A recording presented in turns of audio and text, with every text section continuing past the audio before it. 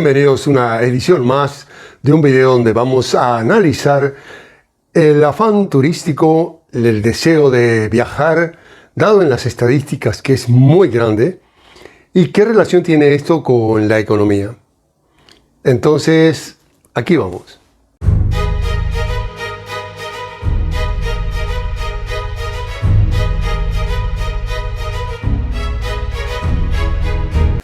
Efectivamente, hemos tenido resultados estadísticos de encuestas que dan que la población mundial en general tiene un alto deseo de viajar y que se ha incrementado posterior a la pandemia.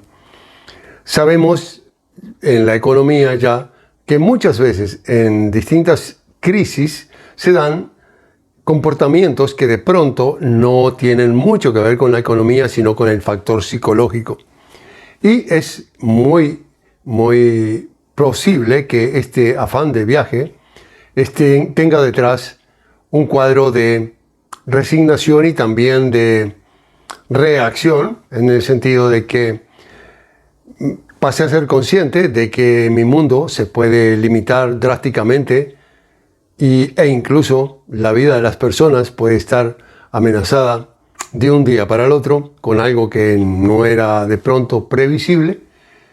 Y ante eso tengo una reacción que digo, bueno, sí, ¿para qué seguir juntando dinero? ¿Para qué abstenerme de cosas que ya me he abstenido bastante si en cualquier momento puede pasar y me quedo sin esa libertad de viajar, por ejemplo, o de visitar a algún familiar? En fin, quiero hacerlo antes que sea demasiado tarde. Pura reacción psicológica. ¿Cómo es el cuadro de la economía mundial? Bueno, va hacia otro lado. Y si fuera un economista muy cerrado, que piensa que la economía son fórmulas o juegos digitales, donde se pueden manipular porque el programa lo permite en su totalidad, aquí no. La economía, según la línea liberal, es una función humana y por lo tanto incluye todos esos factores psicológicos. Son la gente actuando en el mercado. Somos nosotros mismos, que no somos divisibles en distintas áreas. Por lo tanto, ante un periodo, como hemos pasado, muy restrictivo, tenemos una reacción psicológica y finalmente se da en recuperaciones de la industria del turismo, en recuperación de los viajes, lo cual, en ese sentido, desde el punto de vista de la libertad, de la movilidad, de los derechos humanos, es muy loable y muy positivo. Hasta ahí lo positivo. Desde el punto de vista de la economía, bueno, pues no tanto. Hemos tenido un periodo de endeudamiento en general y hemos tenido ahora acciones de parte de los economistas, pero que tendrán que ser de luego soportadas por una actitud del consumidor acorde a los tiempos. No va a ser posible, no creo yo personalmente que sea posible una continuidad del endeudamiento, y en ese sentido entonces vendría su lado opuesto, y es ser restrictivos, ser cuidadosos con nuestro dinero y restringir todo lo que no sea básico y necesario. Por supuesto, la inversión siempre es positiva. Podríamos considerarla como una inversión positiva, y desde el punto de vista humano, psicológico lo es. Desde el punto de vista económico es simplemente consumo, ¿verdad? Que luego de consumido ese servicio, para nosotros como agentes económicos no deja mucho, desde el punto de vista económico. Ahora bien, ¿qué panorama tenemos en Europa y cómo influye esto? Empecemos entonces con Europa y Alemania. ¿Por qué estas elecciones en Alemania, que ganó la socialdemocracia, estaban siendo esperadas con ansiedad por muchos países endeudados? Muy bien, porque en el caso pensaban de que si ganara por amplio margen la socialdemocracia, lo hizo, pero no por amplio margen. Entonces habría una posibilidad de una Unión Europea donde se permitiera sobrepasar los límites de endeudamiento y no hubiera penalidades.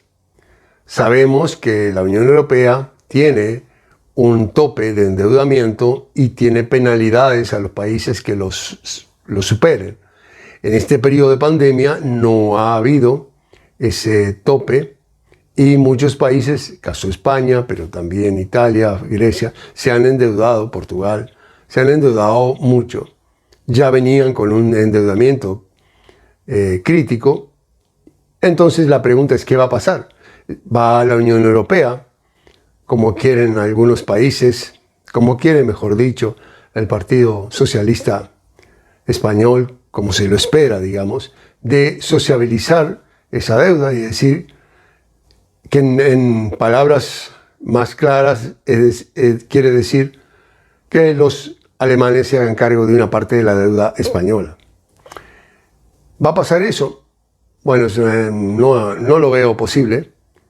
Primero porque, aunque sean socialdemócratas los que ganaron, siguen siendo alemanes y siguen teniendo incluso en el representante que ha sido ministro de Economía de la administración anterior, una línea bastante histórica, bastante clara de mantener finanzas sanas dentro de límites, y el endeudamiento excesivo no está dentro de su conducta normal y no creo que esté, porque el próximo gobierno, que lo han prolongado, se hará más o menos en diciembre, se formará y ahí sabremos. Pero sea como sea, esas coaliciones van a incorporar también otras líneas y es probable que entonces se mantenga una línea histórica,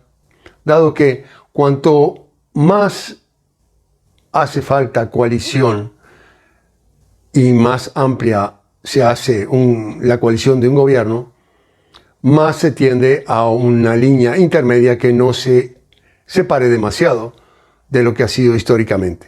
Conclusión, yo creo, es mi opinión, pero viendo los resultados, incluso comparándolo con la situación actual del gobierno sueco, que también es un país que mantiene, al igual que los nórdicos, una línea restrictiva en cuanto al endeudamiento de los países, es una coalición muy heterogénea y habrá pronto elecciones y es muy probable que salga también un resultado muy parecido al de Alemania, donde no hay una mayoría clara y donde hay que hacer alianzas.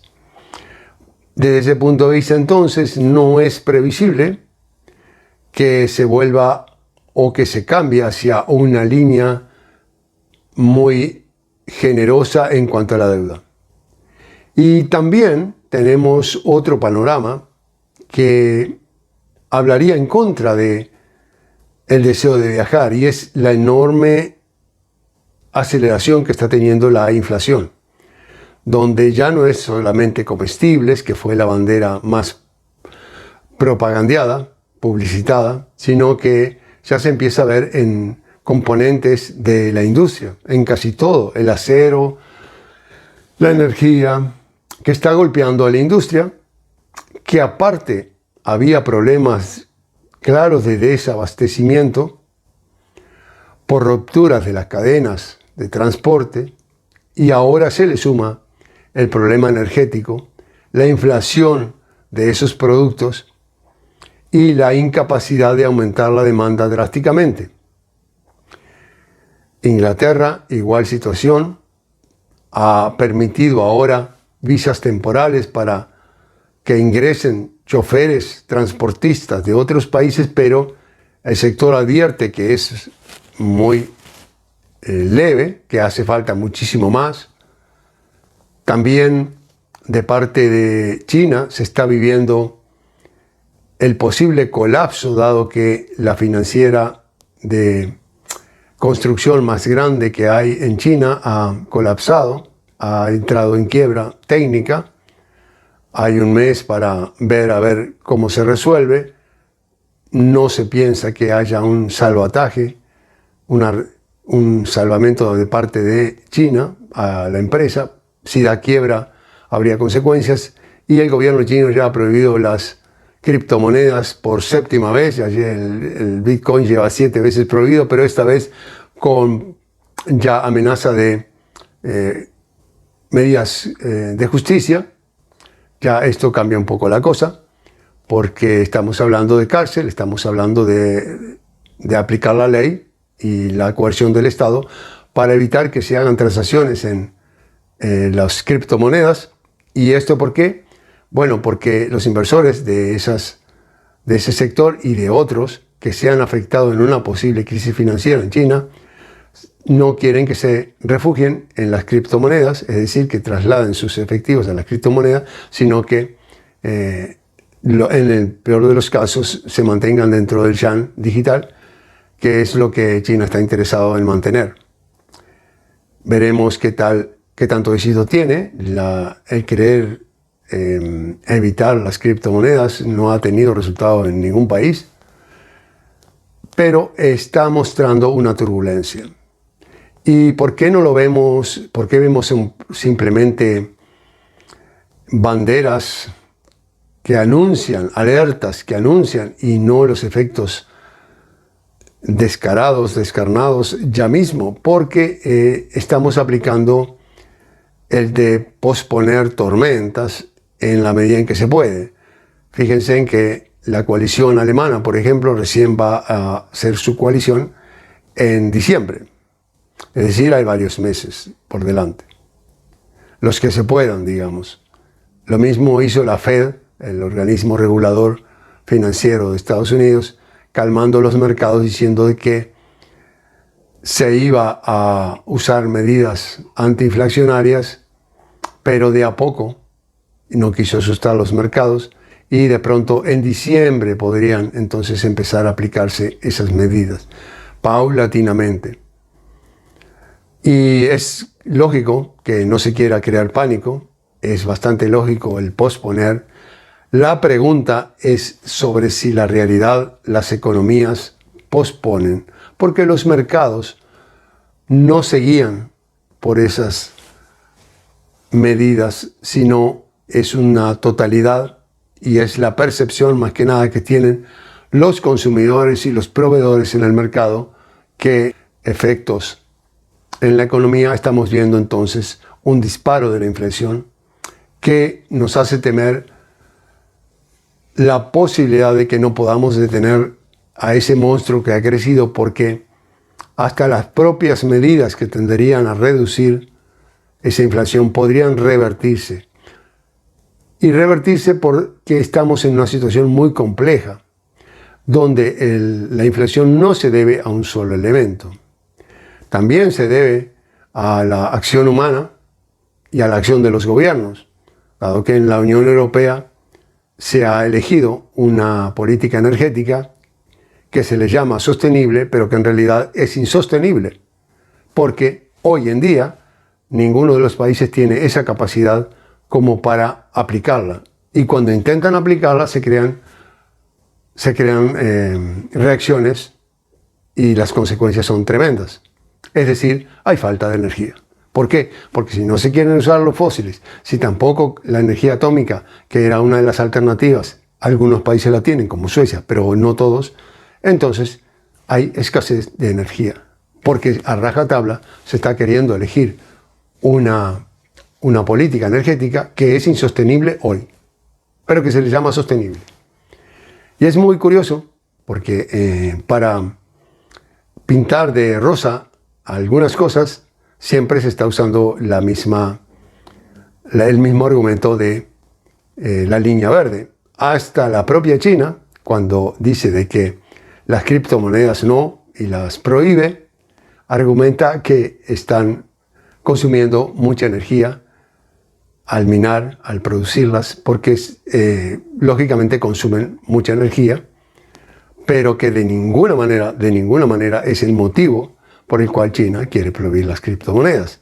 Pero es muy moderno y es muy aceptable hoy usar el término ese, que es en favor de la Agenda 2030 de disminuir el consumo de energía.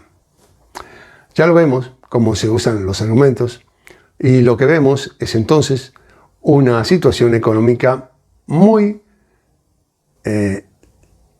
inestable que requeriría cautela de parte de los consumidores y ver cómo pueden afrontar una posible fase de contención, de restringir el consumo y tratar de usar el dinero en una manera productiva o en inversiones, pero de ninguna manera el consumo en general.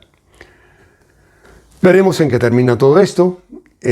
Hoy en día hicimos una reflexión sobre esa contradicción que hay entre el aumento de los viajes y una economía que realmente está siendo llamativa y llamando la atención de nosotros los consumidores.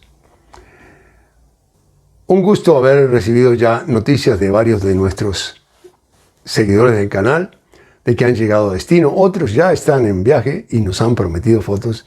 Y a usted que está por viajar, por favor, háganos llegar una foto o un video. Les dejaré aquí mi correo electrónico para que así lo puedan hacer. Sigan suscribiéndose, estamos muy cerquita de llegar al objetivo para tener una comunidad con las funcionalidades que da YouTube. Y si te gustó este video, por favor, dale un me gusta. Desde aquí, Suecia, Edgar Dawson los saluda muy atentamente y muy agradecido otra vez más por la gran actividad que ustedes tienen en nuestra comunidad y con sus comentarios. Nos vemos en el próximo.